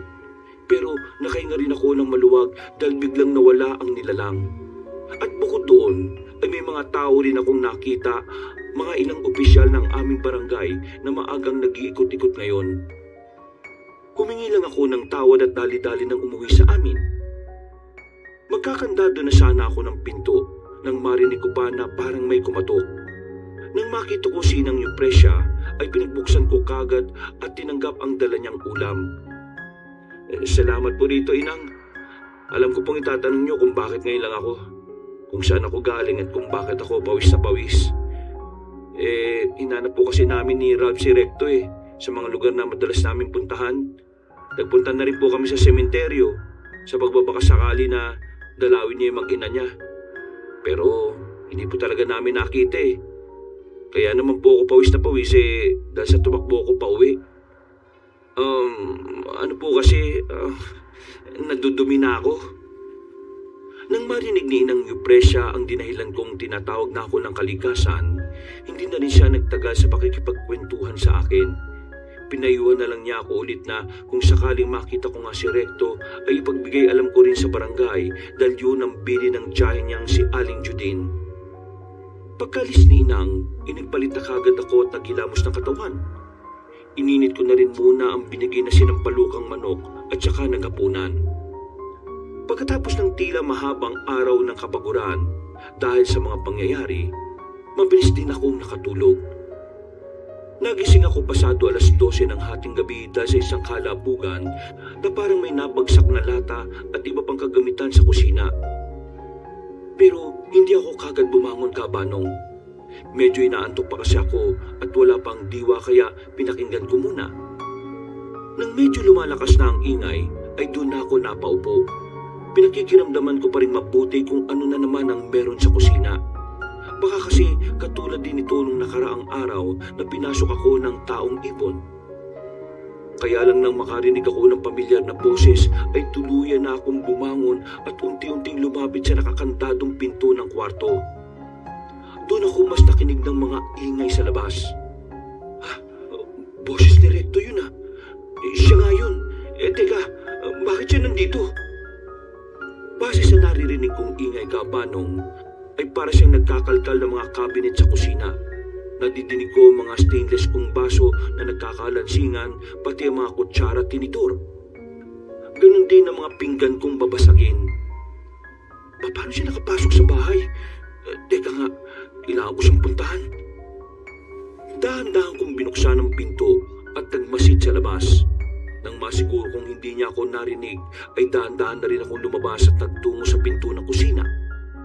Pero pagdating ko doon, ay tila may kakaibang amoy na sumalubong sa akin. Malangsa na hindi ko maintindihan. Hindi ito yung tipikal na amoy ng panis na pagkain, kundi parang amoy ng hilaw na karne na naiwan sa hangin. Para rin pinagsama-sama ang nabubulok at amoy ng lumang bagay. Bigla akong napahinto at nakaramdam ng kaba matapos yung malanghap. Sa may kusina, nakita ko nga nakatalikod si Recto at wala pa rin tigil sa paghalugkog ng kung ano sa kusina. Naabutan ko siyang nakaangat ang isang paa sa upuan na parang may hinahanap sa pinakamataas na kabinet. Pare, Recto, anong ginagawa mo? Kahit madilim, alam kong siya yon. Kabisado kong hubog ng katawan niya dahil sa tagal ng magkakasama at magkakilala. Ano inaanap mo, pre? Tumigil ka muna. Kausapin mo ako. Bakit ka umalis ng ospital? Hindi ka pa okay, di ba? At alam mo ba na nag-aalala sa iyo si Chang Juding mo? Ayos ka lang ba? Kung kailangan mo ng makakain, ipaghahanda kita. May natira pa ako diyang pagkain na binigay ni Inang. Nasaan na yung mais? Ha? Ano? Ang sabi ko, nasaan na yung mais? Mais? Bakit ka naman maghahanap ng mais, pre? Wala kang pakialam. Naamoy ko rito yung mais na yon. Galing sa mga bantay-ani. Kaya ilabas mo na. Nagulat ako nang bigla na lang siyang umarap sa akin. At sa unang pagkakataon ay ngayon lang ako natakot matapos makita ang mukha niya. Namumula mga mata ni Recto kaya dali-dali kong inon ang switch na nasa kanan ko lang. At dahil doon ay mas lalo kong nakita ang kanyang kabuuan na parang nasisilaw pa nga. Bukod sa namumulang mga mata, ang mga ngipin niya ay tila nagtulisan. Medyo humaba rin ang dulo ng kanyang tenga. Parang lumubog ang ilong. Naglalaway at namabalot ng maliliit na ugat ang sentido niya, pati ang ilalim ng leeg at dulo ng mga daliri. Humaba rin ang matutulis niyang kuko na alam kong hindi normal. Para na siyang nahahawig sa mukha ng aswang na layog. Pero hindi pa siya ganap na halimaw.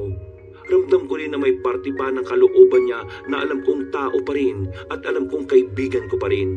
Pero hindi talaga ako makapaniwala na makita siya sa ganoong itsura. Ano nangyari sa iyo, pre? Tinatanong mo kung anong nangyari. Ilabas mo ang mais ng bantayan eh. Nagugutom ako. Hindi ko alam ang mga sinasabi mo. Walang mais dito. Sinungaling ka.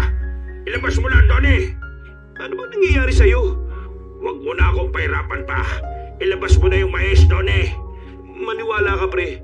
Wala nga sa akin. Hindi ko alam ang sinasabi mo. Hindi ko pigilan kapag hindi mo pa binigay sa akin. Ikaw na makakain ko. Ha? Tumakbo ka na, bilis! Pero sa halip ng gawin ang sinabi niya, dala na rin ng pagkataranta at takot kabanong, ay hindi kagad ako nakakilos. Para akong naistatwa at napatingin na sa kamay niyang nagpipigil. Nakikita ko na sa matindi niyang pagkuyom ay nagdulugo na ang kanyang palat. Anong nangyari sa iyo, pre? Sinabi kong umalis ka na. Lumayo ka na, dali. Lumayo ka na dahil baka masaktan pa kita. Bilisan mo. Nang bigla siyang sumugod, ay doon na lang ako napatakbo. Pero mukhang huli na. Sinunggaban niya ako at pareho kaming nadapa. Pero mabilis ko siyang napiglasan at nasipa sa mukha. Yun nga lang ay hindi kagad ako nakatayo. Kaya gumapang ako habang tumatakas at ganoon din ang kanyang ginawa. Mabuti na lang ay hindi pa siya mabilis gaya ng mga aswang na naririnig ko at nawabalitaan sa mga kwento nila Inang Eupresia. Pero may lakas siyang hindi ko inaasahan. Pagtayo ko para tumakbo at sumigaw ng tulong ay muli niya akong sinunggaban sa likod. Pareho na naman kaming bumagsak sa sahig at sa pagkakataong yun ay tumama ang likod ko sa lamesa. Nang maparap ako sa kanya, ay doon ko na nakitang nagbabago-bago ang kulay ng balat niya sa bawat segundo. Pati na rin ang buo niyang katawan ay tila ba nagbabago-bago ng anyo at hugis. Humahaba ang ngipin, lumalalim ang pitak sa balat at ang likod niya ay tila may gustong lumabas na parang malaking buto. Sa pagkakaintindi ko sa mga nangyayari, ay parang tutubuan siya ng pakpak, katulad ng aswang na layog. Sinamantala ko na ang pagkakataon habang wala pa siya ulit sa sarili. Dahil sa pabago-bagong anyo, sinipa ko na naman siya. Sa pulsa mukha na tumama siya sa pinakakanto ng bandang lababo. Pasensya na, pre. Nag-aalala man sa kanya, ay mas inuna ko na rin muna ang aking kaligtasan. Gumapang ako palayo hanggang sa mahawakan ko ang kitchen knife na nakabalandra sa sahig. Napunta yun doon dahil sa pagwawala niya kanina sa kusina. Nang muli ako nakatayo at lumingon ako sa kanya, ay ganoon na lang ang gulat ko dahil nakaampa na siya sa akin. Kaya winasiwas ko ang hawak na kutsilyo habang umaatras. Huwag kang lalapit! Please naman, pare! Rito! Ayaw ko saktan ka. Hindi ko alam kung paano nangyari sa iyo yan. Pero pakiusap, labanan mo ang sarili mo. Malahimik ka. Naririndi ako sa ingay mo. Nagugutom ako. Gutom na gutom ako. Kontrolin mo ang sarili mo, pre. Kontrolin? Kumalma ka. Parang awa mo na. Kailangan mong pigilan ang sarili mo. Huwag ka mag-alala dahil tutulungan ka namin ni Ralph. Gagawa kami ng paraan para matulungan ka sa kung ano man nangyayari sa iyo. Magpakatatag ka, pre. Pag wala akong kutuin pa, mas gusto ko ngayon tong nararamdaman ko. Hindi ko na pala kailangan pigilan ang sarili ko. Hindi ko na kailangan ng mais na yung galing sa bantayan eh. Ang kailangan ko ngayon ay sariwang dugo at karne mo. Ha? Sariwang dugo't karne ko? Inulit mo pa talagang tanga ka? Dahil dyan, papatay na kita! Kitang-kita sa mga mata niya na totoo ang kanyang mga sinasabi. Ramdam ko yon dahil nangilabot ng gusto ang buo kong pagkatao, kabanong. Para akong kinumutan ng matinding takot kaya patuloy kong iwinasiwas ang kutsilyong hawak ko. Patuloy din ako sa pag-atras habang siya ay patuloy sa pagakbang palapit sa akin habang nakangiti. Nang makarating ako sa pinto ay kinapa ko kagad ang seradura. Pero nanatili ang tingin ko sa kanya at ang pagwasiwas ng kutsilyo. Hindi ko inalis sa mga mata ko sa kanya dahil alam kong sa isang kurap ko lang ay siguradong katapusan ko na. Takbo na palabas! Bilis! Takbo ka palabas! Ha! Sa tingin mo matatakasan mo ako? Mas malawak sa labas, mas madilim, at mas hindi mo ako makikita. Hindi ako magpapauli sa iyo ng buhay. Eh di mas maganda, kaya takbo na, habang may pagkakataon ka pa. Hindi na ako nagdalawang isip pa, Kabanong. Nanginginig ang mga tutong tumakbo palabas ng aming bahay. Pupuntahan ko sana ang bahay ni Inang Eupresia pero naisip ko na baka madami pa sila. Kung may mangyaring masama sa kanilang sambahayan, ay siguradong hindi ko mapapatawad ang sarili ko. Kahit malayo ay umiba na ako ng daan. Naisip ko magpunta sa barangay hall kahit medyo may kalayuan. Gusto ko rin nga sanang sumigaw at tumingi ng tulong pero magkakalayo pa kasi ang mga bahay. Maliit ang tsansa na marinig ako. Habang tinatahak ang kalsada ay narinig ko na ang mabibigat na yapag sa likuran. Pabilis ito ng pabilis kaya mas binilisan ko rin sa abot ng aking makakaya. Kahit na matindi na ang panginginig ng aking tuhod. Hindi na rin ako lumingon dahil sa takot na baka abot kamay na lang din niya ako. Nagdadasal na lang ako na sana ay hindi pa siya tinutubuan ng pakpak para dagitin ako.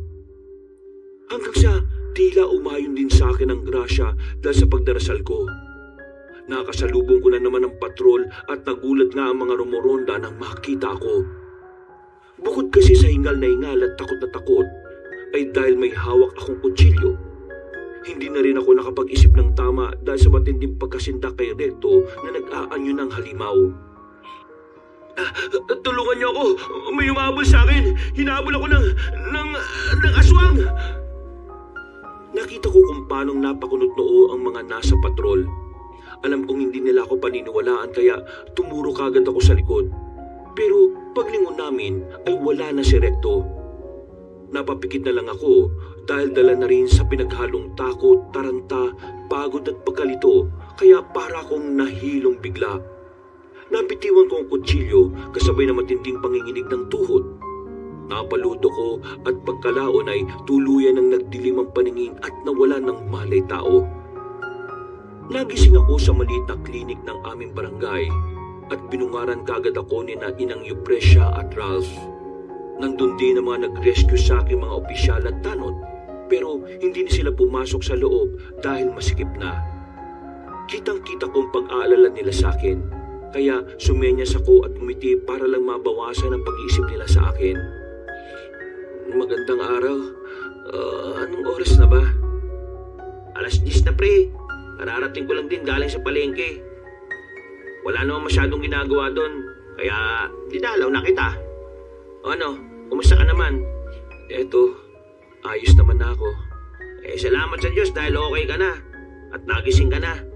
Ano ba kasing nangyari? Ang sabi ng mga tanod, nakita ka raw nilang tumatakbo tapos may hawak ka pang kutsilyo. Takot na takot ka raw. Tapos, sabi mo nahabol ka ng aswang. Ano kasi? Hindi ko alam kung paano ko ba sasabihin, pre. Di ba nga sabi ko sa'yo, kung may problema ka, sabihin mo lang. Ayaw ko nang may matulad ng nangyari kay Recto, pre. Tayo-tayo na lang magkakaibigan dito kaya dapat tayo-tayo rin na magtulungan. Naramdaman ko ang pagiging sincero sa mga sinabi ni Ralph. Ganon din sa mukha ni Inang Eupresia. Kaya napabuntong hininga ako ng malalim at nirequest na bago ako magsalita ay dapat ay alam din ni Aling Judine. Dahil okay na rin naman ang pakiramdam ko, kaya nagsabi na rin akong uuwi na sa bahay. Doon namin tinalakay ang mga nangyari sa akin at nagulat nga sina Ralph, Inang Eupresia at Aling Judine sa mga sinabi ko. Ha? Totoo ba yung sinasabi mo, pre? Pinuntahan ka ni Recto rito at sinalakay ka niya? Bakit naman niya ginawa yun? Sinalakay niya ako dahil hindi na siya yung Recto na nakilala natin. Para na siyang asong nauulol at hinahanap niya sa akin yung mais. Kaya sinasabi ko sa iyo, pre, yung mag-asawang yun, si Mang Ilinan at Aling Panggeya. Hindi sila mga ordinaryong tao. Ginagamit nila yung mais na binibenta nila para makapambiktima. Anong makapambiktima? Kaya ako pinatapon yung mais na binigay sa atin ng mag-asawang yon. Kasi sa palagay ko kaya namatay yung mag-ina ni Recto dahil doon. Naalala mo, di ba? Sila yung kumain ng nilagang mais nung gabi na nagiinuman tayo. Tapos simula nun, nagkanda loko-loko na. At ang totoo niyan, ilang beses din na parang may nangyayaring kakaiba sa akin.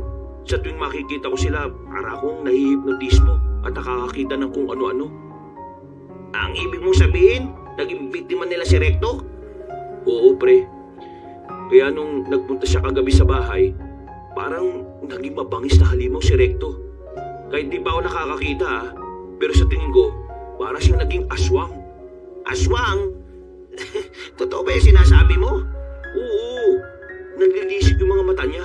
Tapos, nagmukha talaga siyang halimaw. Para pa nga siyang tinubuan ng pakpak sa likod Nakatakas lang talaga ako at maswerteng nakita ng mga nagpapatrol kagabi. Ayaw naman nilang maniwala sa akin kaya sa inyo ko na lang sinabi yung totoo. Diyos ko po. Ano pong gagawin natin, Aling Judin? Inang Yupresya? Ipinaliwanag sa amin ni Inang Yupresya ang posibleng nayanggaw si Recto. Kaya naman kaagad ding nagsuggest sa amin si Aling Judin ang dapat gawin. Pagkatapos mananghalian ay gumayak kagad kaming apat at nagpunta sa isang lugar na hindi rin naman kalayuan sa amin. Pero hindi ako nadadako sa lugar na yon. Nung unay marami pa kaming nadadaan ng kabahayan pero nang hindi na sementadong kalsada ay huminto na ang tricycle. Sinabi sa amin ng driver na hanggang doon na lang siya. Naglakad na nga kami at habang napapalinga sa paligid ay medyo kinikilabutan ako. Bukod kasi sa wala ng mga kabayan, ay puro mayayabong na puno na lang ang nakikita namin. Hanggang sa matuntun namin ang isang bahay na bato pero niluluma na rin naman. Nakita namin doon ang isang Ginoo na nagpakilala sa amin bilang si Cadelion. Isang matandang lalaki na marami raw alam patungkol sa mga kababalaghan, kahit pa aswang. Maliit lang siya at mahahalata na ang katandaan. Kaya nang lumapit kami ni Ralph ay nagmano kami bilang paggalang. Pero nang magtama ang aming mga mata, hindi ko inaasahan ang sinabi niya. May nakadikit sa iyong sumpa. Ang ganda naman po ng bunga niyo sa akin, Cadelion. Tama lang na dito ka dinala ni Judin dahil sinisiguro kong matutulungan kita. Ay, naku, maraming salamat to. Pumasok na kayo sa loob para makapagsimula na tayo kaagad. Pagpasok namin sa loob ng bahay ni Cadelion, ay mas lalong naging weirdo ang pakiramdam ko. Nakakatakot din kasi ang mga display niya roon. Na kung ano-anong klase ng kwintas at mga halamang gamot. Inanyayahan niya kaming apat sa isang silid at doon nga namin sinimulang ikwento ang mga nangyari. Tama ang sinabi mo, Yupresya. Sigurado kong naiyanggaw si Recto. At ang gumawa doon ay ang mag-asawang layog na sina Ilinan at Panggeya. Kilala ko ang mga yon. Tinatawag silang bantay-anin dahil pinoprotekta nila ang mga palanim laban sa mga sakim. At hindi aksidente kung bakit nyo sila nakatagpo. Siguradong kaya sila nasa barangay niya ay dahil may gusto silang bigyan ng leksyon. Ano pong ibig niyong sabihin? Kamakailan lang, pagkatapos pumutok ng balita patungkol sa lalaking manananggal sa isang barangay. Narinig ko na noong nakaraan pa mula sa kaibigan kong Labang Lupa ang tungkol sa pangyayaring ito. Meron nga raw pinarurusahan ng mga aswang na layog sa isang barangay. Ang inakala ng mga taga roon ay namatay ang mga taong iyon dahil sa ordinalong sakit lang. Pero ang totoo ay pinatay sila ng mag-asawang aswang na layog. Hindi ko sukat akalain na lugar niyo ang tinutukoy na iyon. Pero bakit po ang lugar namin at pati ang kaibigan ko? Ang mag-asawang aswang na layog ang makakasagot niyan. Tanungin mo sila kapag nagkita kayo. Ho? Magkita kami? Paano po kami magkikita? Ipapatawag ko sila rito. Teka lang po, Cadelion. Kung aswang ang mga yon, bakit nyo sila kailangan papuntahin dito? Baka mas mapahamak lang po ang kaibigan ko. Parang ginawa nyo naman po yatang pain. Yun lang din naman ang paraan para mawala ang sumpang binigay nila kay Tony. Sumpa? Hindi ba'y sinabi ko na kanina na nababalot siya ng sumpa ng mag-asawang layog na yon? At alam niyo ba kung anong ibig sabihin nun? Ano po bang ibig sabihin nun? Lahat ng mga taong niyayanggaw nila, ikaw ang unang pupuntahan. Ano pong klaseng sumpa yun? Gusto mo ba talagang malaman? Opo, sana eh. Ikaw ang napili nilang susunod na maging bantay-ani. Sa'yo nila ipapasa ang may wagang sisiw na itim at mabubuhay ka nang hanggang hindi mo yun na ipapasa sa mapipili mong bagong bantay-ani. Kahit ipinaliwanag na niya, ay hindi ko pa rin naiintindihan ang ibig sabihin ng bantay-ani na yon, Kabanong. Pero nangilabot ang gusto ang katawan ko habang nakikinig sa kanya.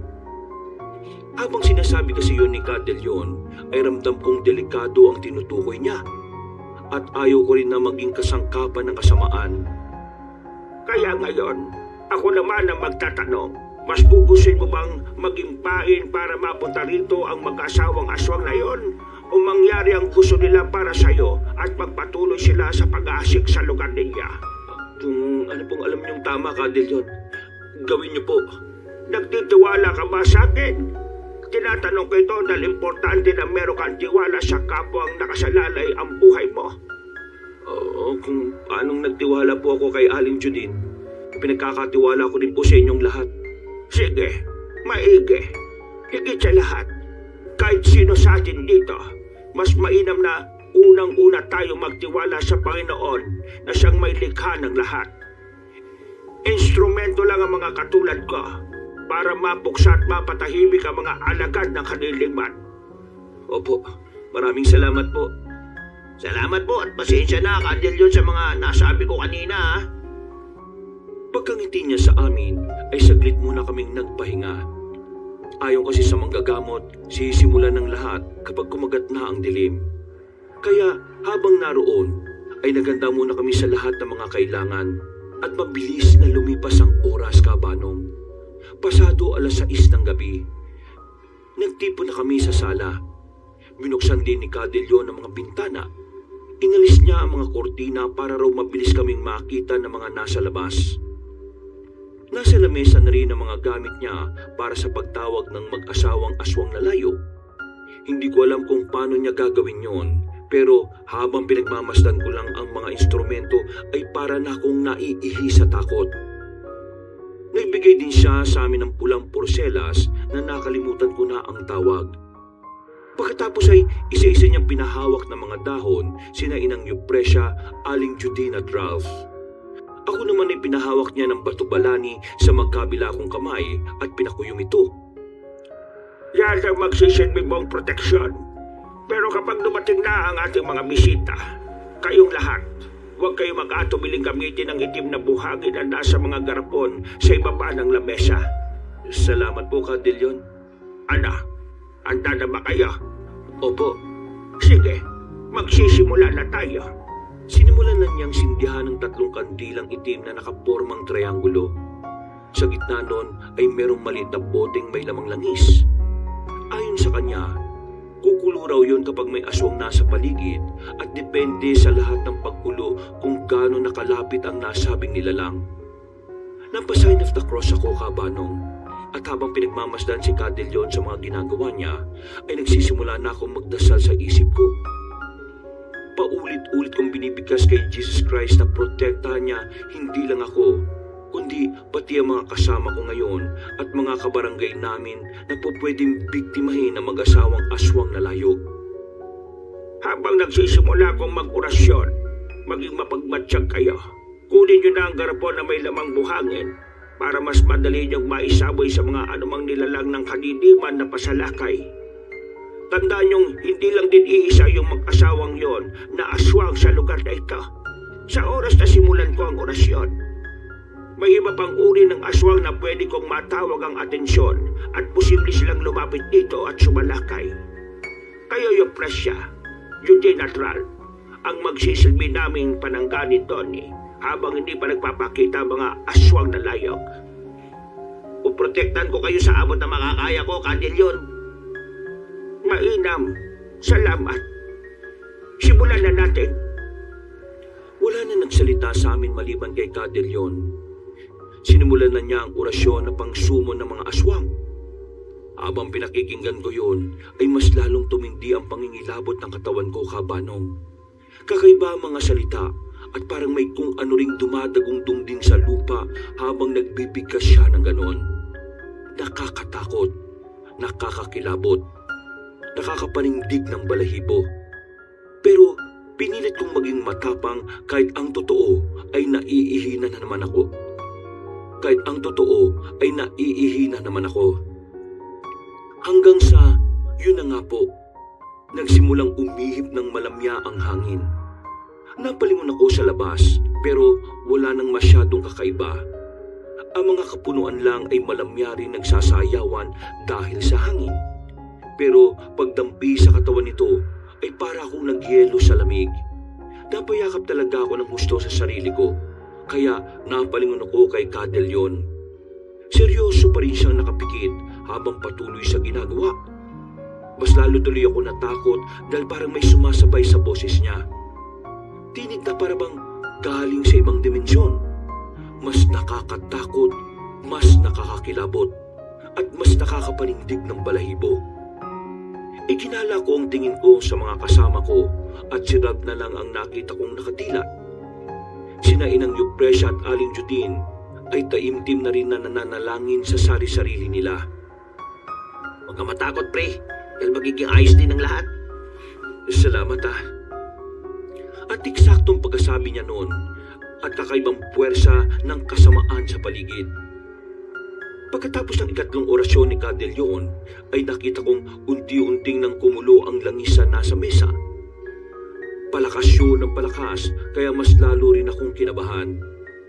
Pagtingin namin sa labas ng bintana ay may nakita na nga kaming isang nakakatakot na nilalang. Pero hindi ito yung aswang na layog na nakita ko. Kakaiba ito na maliit lang pero nakakasintak ang itsura. Anong klaseng halimaw yan? Siya ang aswang. Madali ka na, Ralph. Sambuyan mo ng itim na buhagin. Wala nang inaksayang oras si Ralph. Dali-dali siyang kumuha ng itim na buhangin sa garapong hawak niya at sinaboy sa labas ng bintana. Nung una ay nakaiwas pa ang nasabing nilalang, pero sa ikalawa niyang pagsaboy ay nasapol na ito at mismong sa muka. Dinig na dinig namin kung paanong nagumiyaw ang nasabing aswang. Galit na galit yun at sinubukan pang muling sumugod, pero muling nagsaboy ang aking kaibigan. Nang tumama yun sa katawan ng aswang, ay unti-unting nasunog ang katawan nito hanggang sa malusaw. Nagulat ako sa akin nakita dahil ito ang unang beses kong makainkwentro ng ganoong bagay, Kabanong. Hayaan mo na sila dyan at ituon mo ang atensyon mo sa ginagawa natin. Kailangan mapapunta natin dito ang aswang na layop na yon bago pa dumami ang mga aswang at hindi na natin makontrol pa ang sitwasyon. Opo. Hindi ko na nga muna nilingon si Ralph at iba pa katulad ng bilin sa akin. Pero sa tuwing makakarinig ako ng kakaibang ingay sa labas ay hindi ko talaga maiwasang hindi mapasulyap. At meron na naman nang dumating na 3 aswang. Kaya kahit kinakabahan sina Inang Eupresia at Aling Judine ay tumulong na sila kay Ralph. Hindi ko na nakita kung paano nila sinagupa ang mga yon. Pero narinig ko na lang ang paghiyaw sa galit ng mga aswang sa labas. Nakikita ko rin ang anino ng apoy, kung paanong mga nasusunog na sila. Mas lalo tuloy umusbong ang kaba ko. Hindi na rin para sa akin, kundi para sa mga kasama ko. Baka kasi mapahamak pa sila ng dahil lang sa akin. Nagsunod-sunod na nga kasi ang pagdating ng iba't ibang uri ng aswang at kitang-kita ko sa mga mukha ng kasama ko kung paano silang mahirapan at matakot sa mga nangyayari. Lalo na sina Inang Eupresia at Aling Judine na wala namang alam sa pakikipaglaban sa mga ganong uri ng nilalang. Matagal pa po ba silang darating, Cadelion? Hindi ko rin alam. Ang mabuti pa ay maghintay pa tayo ng kaunti, Dodi. Baka pumapahamak na sina Inang Eupresia at Aling Judine eh. Hindi. Hindi ko pababayaan na mapahamak ang lahat dito sa pamamahay ko. Natatakot na po ako, Cadelion. Mas lalong tumindi ang paggulo ng bote hanggang sa nagulat na lang kami nang sumigaw si Aling Judine. Pagtingin namin sa labas ay nanlalaki rin ang mga mata ko sa aking nakita. Nandun na kasi si Recto. Ibang-iba na ang itsura niya at meron na siyang pakpak. Nandito na si Recto! Nandito na siya! Pero hindi na siya yan! Tuluyan na siyang nayanggaw. Diyos ko po! Paano namin siya lalabanan? Hindi ko siya pwedeng sabuhin ng itim na buhangin dahil masusunog siya at mamamatay. Kung hindi mo gagawin yan, posibleng lahat tayo rito ay mapahamak. Kailangan mo siyang patayin kung kinakailangan. Nanlambot ako sa narinig kong yon, Kabanong. Lalo na nang makita ko si Aling Judy na biglang naiyak matapos makita ang kanyang pamangkin. Ako man din, kung nasa katayuan niya, ay talagang mapanghihinaan ng loob. Wala na po bang ibang paraan, Cadelion? Kung makakaya natin pigilan si Recto habang hindi pa dumarating ang mag-asawang aswang na layog, kung mapipigilan niyo yon hanggang matapos tayo sa pakikipagsagupa, makakaya ko siyang tulungan dahil bagong yanggaw lang siya. Hindi pa naman huli ang lahat. Hindi pa nga natatapos si Cadelion sa pagsasalita, ay nakita na naming tumalon sa bintana si Ralph. Gusto ko man siyang pigilan, pero huli na dahil matapang na niyang hinarap ang aming kaibigan. Cadelion! Iligtas mo ang kaibigan ko si Recto at alisin mo ang nakakapit sa kanyang sumpa. Patayin mo ang mag-asawang yan! Patayin mo ang mag-asawang aswang na yon! At ako nang bahala kay Recto! Nababaliw ka na ba, Ralph? Anong ginagawa mo? Baka ikaw mapatay ni Recto! Mag-focus ka lang dyan, pare! Ako nang bahala rito! Hindi ko na nagawang makasagot dahil tumakbo na siya pasugod kay Recto. Sinabihan na rin ako ni Cadelion na mag-concentrate dahil baka may dumating pang aswang bago dumating ang hinahanap naming mag-asawa. At hindi nga siya nagkamali dahil may dumating pang ang dalawang aswang na kung tawagin ay luwad. Kulay putik sila na amoy lupa. Nanlilisik ang mga mata at naglalaway na parang takam na takam sa sariwang karne at dugo ng tao. Kahit natatakot, ay wala namang magawa sina Inang Eupresia at Aling Judine kundi ang lumaban. Pero kamalas-malasa naman dahil naubos na pala, Kabanong, ang mga hawak nila sa garapon. Bago pa sila makakuha ng panibago, ay nakapasok at nakasampa na sa bintana ang mga aswang. Mabuti na lang ay kaagad umaksyon si Cadelion. Gamit ang kanyang tungkod ay hinampas niya ang kamay ng mga aswang na nakasampa. Nagulat ako sa nangyari dahil biglang namaga ang mga kamay ng mga luwad at biglang pumutok. Nahulog sila sa lupa at naglupasay sa lupa na parang mga bulating binudbura ng asin. Ano po ginawa niyo? Sinabi ko naman sa iyo, hindi ko hahayaan na may mangyaring masama sa inyo. Hindi ordinaryong basyon na ito. Gawa ito sa puno ng nara na binisbasan sa 7 simbahan at sa bundok ng Banahaw. Sagrado rin ito dahil may selyo ng orasyon. Kaya ang sino mga alagad na kadiliman na dumikit dito ay siguradong katapusan na nila. Ang galing! Pero hindi pa dapat tayo magpakampante dahil wala pang mag-asawang layog na yon. Nandiyan na po sila. Sabay kaming napatingin sa hindi kalayuan. At nakita na nga namin ang mag-asawang magmamais na sina Mang Ilinan at Aling Panggaya. Dala-dala nila ang kariton na may laman pang mga mais. Nakangiti silang huminto sa tapat ng bakuran na parang wala lang. Sila na nga po talaga yan, Cadelion. Oo nga. Hindi pa rin nagbabago mga itsura at kalooban nila hanggang ngayon. Mabuti naman at pinakinggan niyo ang pagtawag ko sa inyo mag-asawa. Akala ko kailangan ko pa kayong puntahan sa bukid. Pakailamero ka pa rin dalyan. Masabang nila lang pa rin kayo mag-asawa. Katulad ng dati. Umigil ka. Hindi ba't may kasunduan tayo? Ako ba ang lumabag sa kasunduan o kayo? Sino nagsabi sa inyo na po pwede niyong gawin ang gusto niya? Mga walang yang aswang talaga kaya? Ikaw ang walang hiya. Pakailamero ka sa may buhay na may buhay. Binala ko na kayong magpapatay ng mga inosenteng tao. Pero ginawa niyo pa rin talaga. Kaya hindi ko na palalampasin ang mga ito. Hindi inosente mga taong yan. Binigyan namin sila ng leksyon dahil mga gahaman sila. Iba yata yun sa pagpatay. Animal kang aswang ka. Yun ang leksyon na nababagay sa kanila. Inosenteng bata at mag-ina ang dinamay niya. Dapat talaga pinatay ko na kayo noon pa. Ikaw ang dapat pinatay na namin sana noon pa. Kaya ngayon nakikialam ka na naman sa mga plano namin. Hindi na namin ito palalampasin pa. Mamamatay kayong lahat at itatagal namin si Donnie bilang bagong bantay ali. Kayo ang mamamatay ngayong gabi kita. Kitang-kita namin kung paanong unti-unting magpalit ng anyo ang mag-asawang nagtitinda ng mais. At habang ginagawa nila ang pagpapalit ng anyo, ay mas tumindi ang pagkulo ng langis sa boteng nasa mesa. Hanggang sa pumutok ito, kaya napapikit ako sa gulat. Pagdilat ko ng mga mata, ay doon ko na nakita ang totoong anyo na mag-asawang layog. Pareho silang mukhang paniki, lubog ang ilong, nakausli ang matutulis ng ngipin. Naglalaway ang bibig na may mahabang mga dila. Matulis ang tenga, pati ang mga kuko. Maitim na nangingintabang kutis at nanlilisik ng gusto ang mga mata nila na tila kaya ka ng patayin sa tingin pa lang. Ang pinagkaiba lang nila, may ilang piraso ng tila lagas-lagas na buhok ni Aling Panggeya at mas malaki ang mga pakpak niya. Si Mang Ilina naman ay maliit lang ang pakpak pero ang talim nito sa dulo ay mas mahaba at mas matutulis. Sabay silang nagkampay ng mga pakpak at para yung malakas na unos na sumalubong sa amin. Kusa na lang umaksyon ang katawang ko kabanong. Hinata ko kagad sina Inang Eupresia at Aling Judine palayo sa bintana.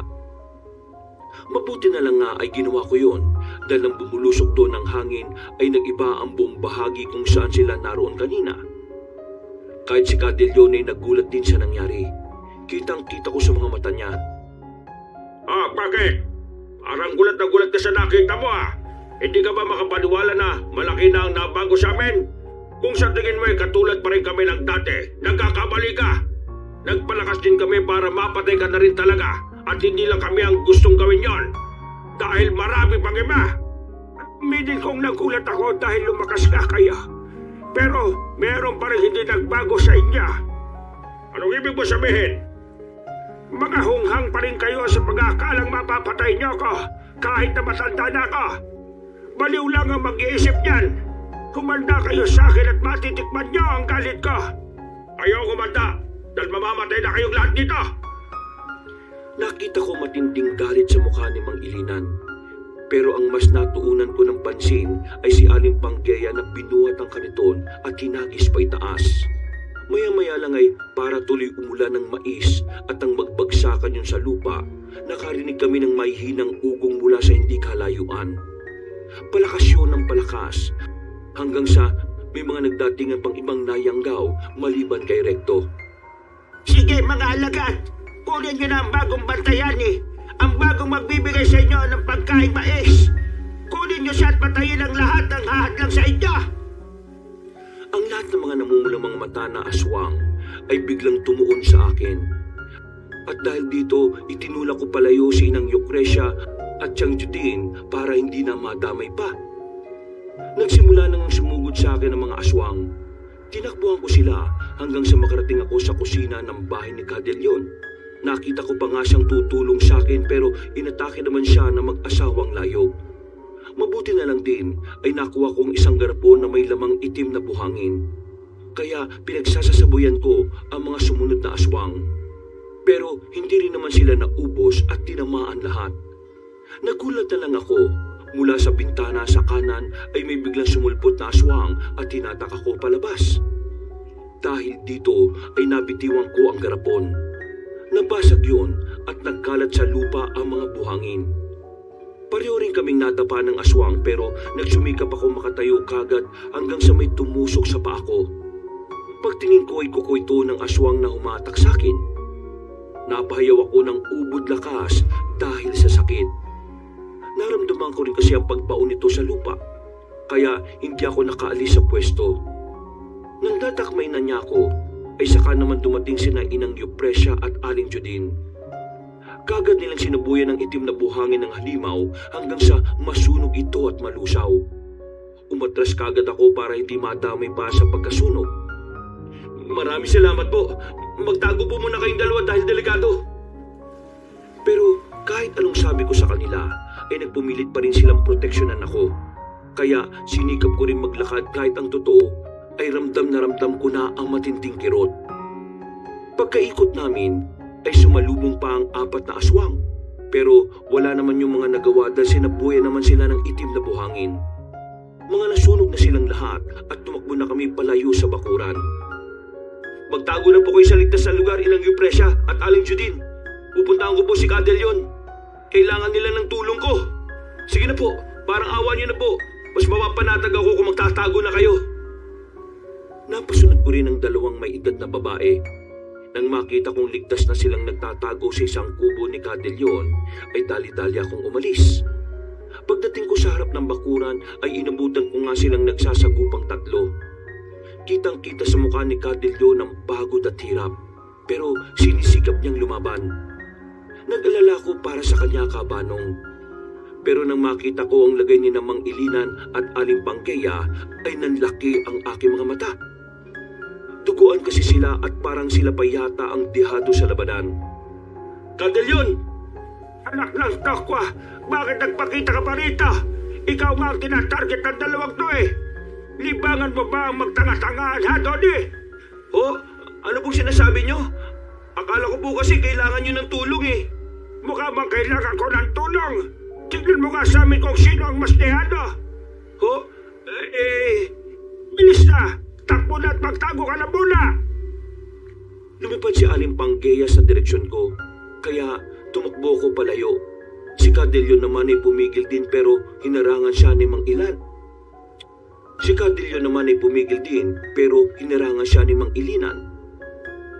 Dahil sa hirap ako makatakbo gawa ng tama sa paa, kaya naabutan ako ng babaeng aswang.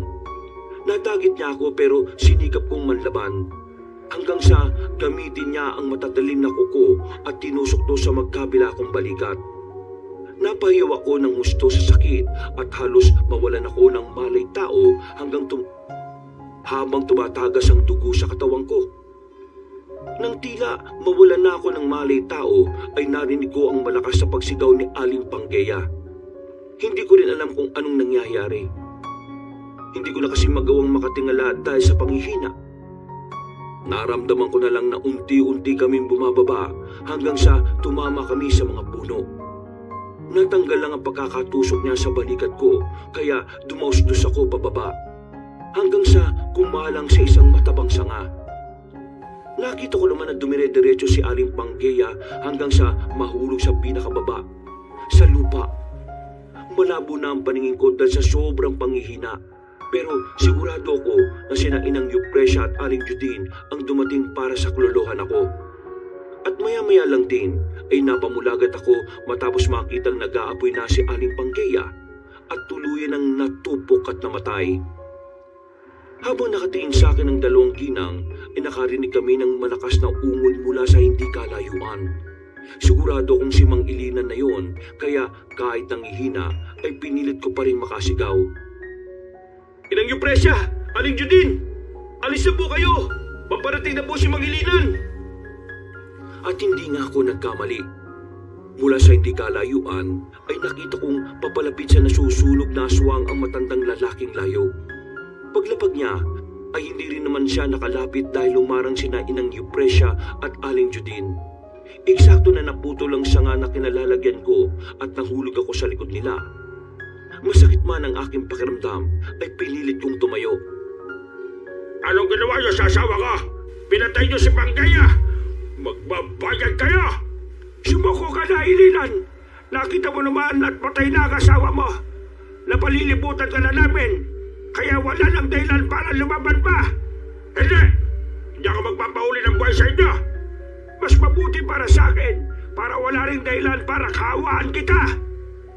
Mamamatay na kayong lahat! Sinasabi ko naman sa iyo, di ba? Kayo ng asawa at kapwa mo aswang ang mamamatay ngayong gabi. Ito na ang katapusan ng mga bantayan eh. Wala nang susunod sa yapak mo at mambibiktima sa ilang mga tao. Wala nang magpapanggap na mga mag-asawang nagtitinda ng mais. Walang hiya ka talaga. Papatayin kita! Papatayin kita! Sumalaki pa nga si Mang Ilinan pero walang kabuhay-buhay lang siyang iniwasan ni Cadelion. Habang nakasandal ako sa puno at inaalalayan ng dalawang ginang, pinagmasdan lang namin sila. Paulit-ulit lang sa pagsalakay ang matandang lalaking aswang pero wala na siyang napapala sa mga nangyayari. hanggang sa pinatid na lang siya ni Cadelion. Sumubsob ang mukha niya at tuminto sa harap mismo ng nasusunog pa rin niyang asawa. Dahan-dahan siyang bumangon at paupong pinagmasdan yon. Napatanga naman kaming lahat dahil tila ayaw na rin niyang lumaban pa. At unti-unti ngang nagsaan yung tao si Mang Ilinan. Kitang-kita ko ang pagkuyom ng mga kamao niya habang umiiyak dahil sa matinding paghihinagpis. Asensya ka na, mahal kong Panggaya. Hindi kita naprotektahan laban sa mga hayop na tao ito. Pero mangako ko sa iyo, kung loloobin ng Diyos na kadiliman na mabuhay tayo ulit na magkasama sa kahit sampang mundo, hindi na kita pababayaan. Hindi ko alam kabano kung anong nararamdaman ko habang sinasabi ni Mang Ilinan ng mga yon. Alam kong aswang siya at masama. Pero sa kabilang banda ay nakaramdam pa rin ako ng matinding awa. Kahit papano kasi ay mga nilalang pa rin naman sila at may karapatang mabuhay. At nagulat na lang kami dahil bigla niyang niyakap ang asawa niyang nasusunog. Sumigaw siya ng sumigaw dahil sa sakit hanggang sa unti-unti na rin siyang magliyab at matupok ng apoy. Nang malusaw ang mga katawan nila ay nagulat kami dahil may itim na sisiw na lumitaw mula sa pwesto nila kanina. Namumula ang mga mata nito at tila mamasa-masa pa kaya nahiwagaan kami ni na Inang Eupresya at Aling Judin. Huwag kayo magtatangkang lumapit sa sisiw na yan, lalo ka na doon eh. Po, ano po bang sisiw na yan? Yan ang ugat ng pagiging layog nila. Yan yung dahilan ng pagiging bantay-ani nilang magkasawa. At dahil ikaw ang itinalaga nila, kapag lumapit ka dyan, siguradong papasok yan sa katawan mo. At kapag nangyari yon, mahihirapan akong mailigtas ka dahil hindi naman ito katulad ng pagkayanggaw lang. Sa iyo mismo inilipat ang kapangyarihan ng mag-asawang nagtitinda ng mais. Nakakatakot naman yan. Napatras kami ng bigla nang lumakad palapit sa akin ang sisiw. Nanlilisik ang mga mata nito at biglang bumilis na parang manok na nagagalit. Mabuti na lang ay mamilis din ang pag-aksyon ni Cadelion kahit pa pagod na rin siya. Dinakma niya ang nasabing sisiw at kaagad na ikinulong sa garapon na may itim na buhangin. Tinakpan niya rin ito kaagad kaya hindi na nakawala pa. Matagal pa bago tuluyang mapuksa itong itim na sisiw. Pero magandang balita dahil wala ka na sa ilalim ng sumpa ng mag-asawang yon. Salamat sa Diyos. Pero nasa na po si Ralph? Nandito ako, guys! Tatagulan ako bago ko mapatay mo itong si Recto eh. Akala ko mauna pa ako mamatay bago niyo matapos ang labanan. Pagtingin namin kay Ralph ay duguan na rin siya at halos mahubara na sa pagkagutay-gutay ng damit. Si Recto naman ay walang malay habang nakatali ng mahigpit. Napangiti na lang din ako kahit napapaisip kung saan siya nakakuha ng ganon na kakapal na tali. At nang pagmasdan ko si Aling Judin ay halos mapayak siya pagkakita sa pamangkin. Cadelion, ngayon patay na po yung mag-asawang nagtitinda ng mais. Nakalaya na rin po ba sa sumpa ng pagkayanggaw si Recto? Hindi pa. Kailangan ko pa siyang gamutin. Bakit po ganun? Si Donnie naman po nakalaya na sa sumpa. Bakit itong isa hindi? Nayanggaw siya at ang tanging paraan lang doon ay gamitan din ang orasyon. Kung ganun po pala, gawin na po natin. Tutulungan ko po kayo. Mas mainam. Halik kayo sa bahay ko. Habang nakaakbay ako kay Inang Eupresya ay biglang umikot ang aking paningin. Unti-unting nanlabo ang aking mga mata hanggang sa tuluyan na naman akong nawala ng malay tao. Pagkagising ko ay nasa isang pamilyar na lugar ako. Ang aking kwarto, pero wala akong ibang kasama roon. Kaya dali-dali akong bumangon. Napaaray lang ako kabanong nang maramdaman ng matinding sakit sa buong katawan ko. Lalo na sa magkabilang balikat. Pagtingin ko ay buong katawan ko pala ang nakabenda. Inalala ko nangyari hanggang sa bumukas ang pinto ng kwarto.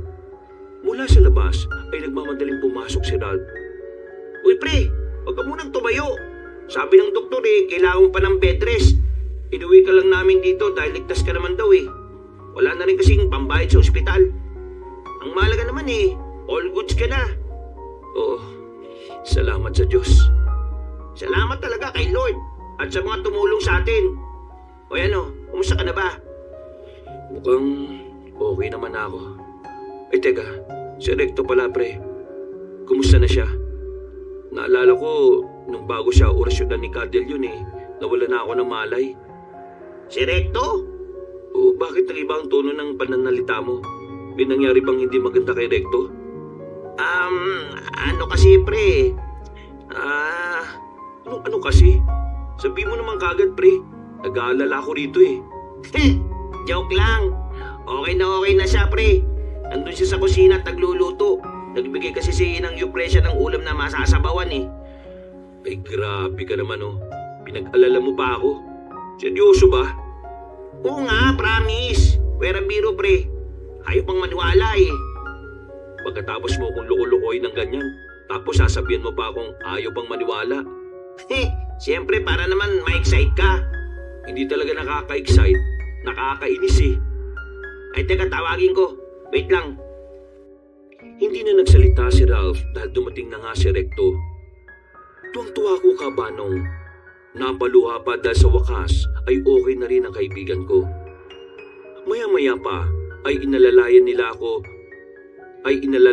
ako pareho na umupo sa higaan at sabay-sabay kaming nananghalian doon. Ikinuwento nga nila sa akin ang nangyari, kung paanong ginamot ni Cadel yon si Recto. Mabuti na lang din pala ay hindi pa siya nakakatikim ng sariwang karne at dugo ng tao. Kaya naging mabilis lang din ang gamutan at orasyon. Nagulat din ako nang malaman na 1 linggo na pala akong walang malay. Pakiramdam ko kasi ilang oras pa lang akong natutulog. Pagkatapos ng pangyayaring yon, ay maraming nagbago sa amin. Mas naging positibo kaming magkakaibigan sa pagharap sa hamon ng buhay. At kahit pa masakit ang nangyari sa pamilya ni Recto, unti-unti niya itong natanggap.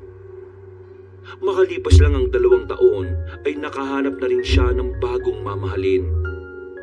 Ako rin at si Ralph ay nakahanap na ng kanya-kanyang girlfriend na siya na rin naman naming napangasawa.